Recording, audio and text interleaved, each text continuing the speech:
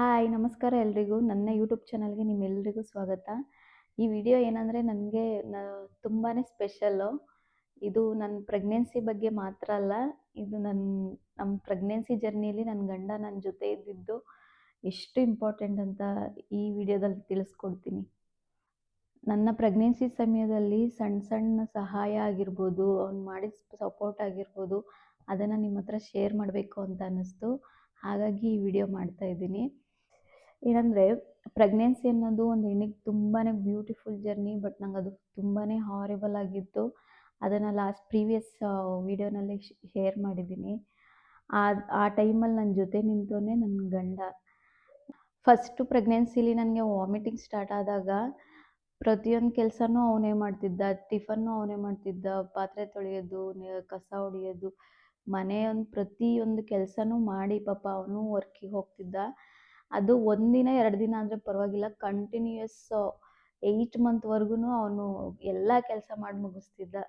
ಆವಾಗ ನಾನು ಬರೀ ವಾಮಿಟ್ ಮಾಡಿಕೊಂಡು ಟಯರ್ಡ್ನೆಸ್ಸು, ಡಿಸ್ಕಂಫರ್ಟು, ಅದರಲ್ಲೇ ಬಾಡಿ ಫುಲ್ಲು ಸುಸ್ತು, ಅದರಲ್ಲೇ ದಿನವೆಲ್ಲ ಹೋಗ್ತಿತ್ತು. ಬಟ್ ನಾನು ಆವಾಗ ವರ್ಕಿಂಗ್ ಹೋಗ್ತಿದ್ದೆ. ಆ ವರ್ಕಿಂಗ್ ಟೈಮಲ್ಲೂ ಅಷ್ಟೇ ನನ್ನ ಟೈಮಿಗೇನೆ ಅವನು ವರ್ಕಿಂಗ್ ಹೋಗ್ತಿದ್ದ, ಮನೆ ಕೆಲಸ ಎಲ್ಲ ಮಾಡಿ. ನನಗೆ ಸುಸ್ತಾಗ್ತಿದೆ ಅಂತ ಒಂದು ಮೆಸೇಜ್ ಹಾಕಿದರೆ ಸಾಕು, ಅಲ್ಲಿಂದನೇ ಪಾಪ ಎಷ್ಟೇ ಬ್ಯುಸಿ ಇದ್ರೂ ಓಡಿ ಬರ್ತಿದ್ದ. ಇನ್ನು ಹಾಸ್ಪಿಟಲ್ ಚೆಕಪ್ಗಳಿಗೆಲ್ಲ ಒಂದಕ್ಕೂ ಮಿಸ್ ಮಾಡಿಲ್ಲ ಅವನು. ಪ್ರತಿಯೊಂದಕ್ಕೂ ಎಷ್ಟೇ ಬ್ಯುಸಿ ಇದ್ರೂ ಸಹ ಬಂದು ತೋರಿಸಿ ಮನೆಗೆ ಬಿಟ್ಟು ಹೋಗ್ತಿದ್ದ. ಆ ಟೈಮಲ್ಲಿ ನನಗೆ ಕಿವಿ ನೋವು ಬರೋದಕ್ಕೆ ಸ್ಟಾರ್ಟ್ ಆಯಿತು. ಸೊ ಆ ಕಿವಿ ನೋವು ಬಂದಾದಮೇಲೆ ದಿನದಲ್ಲಿ 2 ಟೈಮ್ಸ್ ಇಂಜೆಕ್ಷನ್ ತಗೋಬೇಕಿತ್ತು. ಒಂದು ಕಡೆ ವಾಮಿಟಿಂಗು, ಫುಲ್ಲು ಸುಸ್ತು, ಇನ್ನೊಂದು ಕಡೆ ಈ ಕಿವಿ ನೋವು ಬೇರೆ ಸ್ಟಾರ್ಟ್ ಆಯಿತು. ನಾನಂತೂ ಎಲ್ಲದಕ್ಕೂ ಅಳ್ತಾ ಇದ್ದೆ, ನನ್ನ ಕೈಲಿ ಆಗ್ತಿಲ್ಲ ಅಂತ. ಬಟ್ ಅದರಲ್ಲಿ ನನ್ನ ಗಂಡ ಯಾವಾಗಲೂ ಹೇಳ್ತಾ ಇದ್ದಿದ್ದು, ಏನೂ ಆಗಲ್ಲ, ನೀನು ಧೈರ್ಯ ತಗೋ, ನಾನಿದ್ದೀನಿ, ಹೆದರ್ಕೋಬೇಡ, ನೀನು ಟೆನ್ಷನ್ ತಗೋಬೇಡ, ಯಾವುದಕ್ಕೂ ಯೋಚನೆ ಮಾಡಬೇಡ ಅಂತ ಯಾವಾಗಲೂ ಧೈರ್ಯ ತುಂಬೋನು. ಆ ಟೈಮಲ್ಲಿ ನಿಜವಾಗ್ಲೂ ಆ ಫೀಲಿಂಗ್ ಇದೆಯಲ್ಲ, ಆ ಫೀಲಿಂಗ್ ಯಾವ ಕೋಟಿಗೂ ಸಮ ಅಲ್ಲ. ಅದು ಸಾಯೋವರೆಗೂ ನೆನಪಿರುತ್ತೆ ನಮಗೆ. ನನಗೆ ಅರ್ಧ ರಾತ್ರಿಲಿ ಸಡನ್ನಾಗಿ ವಾಮಿಟ್ ಆಗೋದು.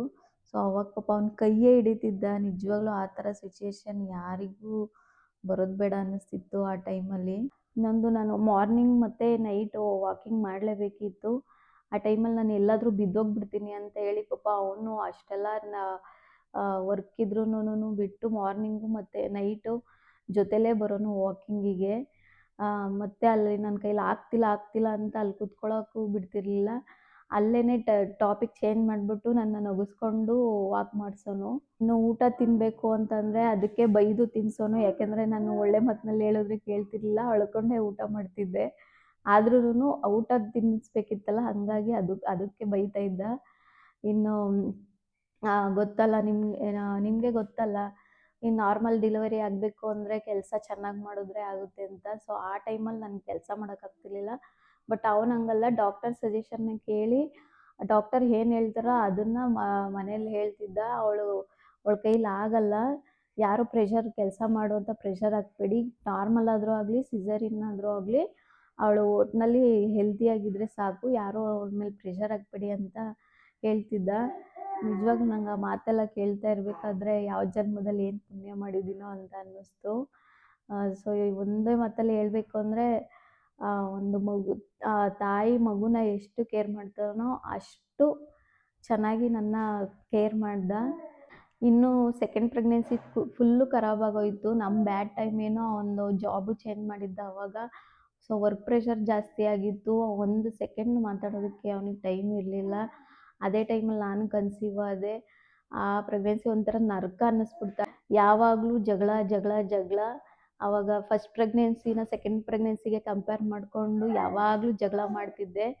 ಆದರೂ ಪಾಪ ಅವನು ಆ ವರ್ಕ್ ಪ್ರೆಷರ್ನೆಲ್ಲ ತಡ್ಕೊಂಡು, ನನ್ನ ಸಹಿಸ್ಕೊಂಡು, ಯಾವುದನ್ನು ಕೇರ್ ಮಾಡೋದು ಮಾತ್ರ ಕಡಿಮೆ ಮಾಡಲಿಲ್ಲ ಅವನು. ತುಂಬ ಚೆನ್ನಾಗೇ ನೋಡಿಕೊಂಡ. ಜಗಳ ಎಲ್ಲ ಆದಮೇಲೆ ಪಾಪ ಅವನೇ ಬಂದು ಸಮಾಧಾನ ಮಾಡ್ತಿದ್ದ. ಇವನ್ ನನ್ನ ತಪ್ಪು ಇದ್ದರೂ ಸಹನೂ ಅವನೇ ಬಂದು ಸಮಾಧಾನ ಮಾಡಿ, ಏನಾಗಲ್ಲ ಸುಮ್ಮನಿರು ಅಂತ ಹೇಳಿ ಪಾಪ ಅವನೇ ಪೇಷನ್ಸಿಂದ ಇರ್ತಿದ್ದ. ಏನಂದರೆ ನಂದು ಸೆಕೆಂಡ್ ಪ್ರೆಗ್ನೆನ್ಸಿಲಿ ಏನು ಊಟ ತಿನ್ನಬೇಕು ಅಂತಲೇ ಗೊತ್ತಾಗ್ತಿರ್ಲಿಲ್ಲ.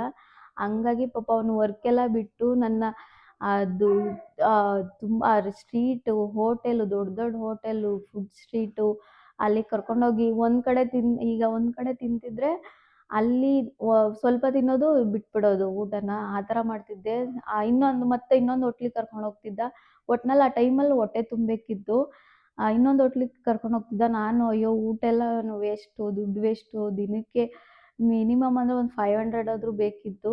ಅದಕ್ಕೆಲ್ಲ ನಾನು ಅಳ್ತಾ ಇದ್ದೆ. ಅವನು ನೀನು ದುಡ್ಡಿನ ಬಗ್ಗೆ ಏನು ಯೋಚನೆ ಮಾಡಬೇಡ, ಊಟದ್ದು ಏನು ಯೋಚನೆ ಮಾಡಬೇಡ, ನೀನೇನು ಮಾಡ್ತಾ ಇಲ್ವಲ್ಲ, ಅದು ನೀನಾಗಿ ನೀನು ಮಾಡ್ತಿದ್ರೆ ತಪ್ಪಾಗುತ್ತೆ, ನೀನೇನು ಮಾಡ್ತಿಲ್ವಲ್ಲ, ಏನು ಇದು ಮಾಡಬೇಡ, ಯೋಚನೆ ಮಾಡಬೇಡ, ಏನು ಬೇಕೋ ಅದನ್ನೇ ತಿನ್ನು, ವೇಸ್ಟ್ ಆದರೆ ಆಗಲಿ, ಫುಡ್ ವೇಸ್ಟ್ ಆದ್ರೆ ಆಗಲಿ ಅಂತ ಸಮಾಧಾನ ಮಾಡ್ತಿದ್ದ.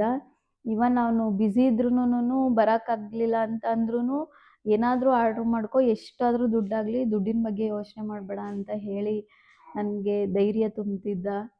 1 ಟೈಮು 2 ಟೈಮ್ ಆದರೆ ಅವಾಗವಾಗಾದರೆ ಅದೊಂಥರ. ಬಟ್ ಏನಂದರೆ ನನಗೆ ದಿನ ಎಲ್ಲನೂ ಹಾಗೆ ಇರೋದು.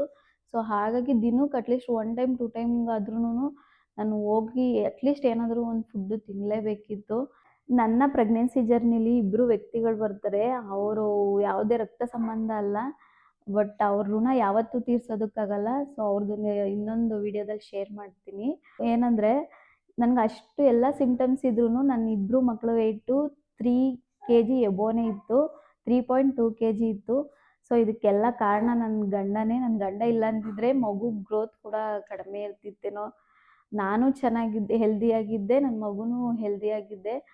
ಮಗುನ ಹೆತ್ತಿದ್ದು ನಾನೇ, ಆದರೆ ಆ ಜರ್ನಿಲಿ ಬದುಕಿದ್ದು ಅವನು. ಒಂದು ಹೆಣ್ಣಿಗೆ ಅದು ಪ್ರೆಗ್ನೆನ್ಸಿ ಖುಷಿ ಇರಲಿ, ದುಃಖ ಇರಲಿ, ಬಟ್ ಆ ಟೈಮಲ್ಲಿ ಬೆಸ್ಟ್ ಮೆಡಿಸನ್ ಅಂದರೆ ಅದು ಗಂಡ ಮಾತ್ರ. So thank you. ಈ ವಿಡಿಯೋ ನಿಮಗೆ ಇಷ್ಟ ಆಗಿದೆ ಅಂತ ಅಂದ್ಕೊಳ್ತೀನಿ.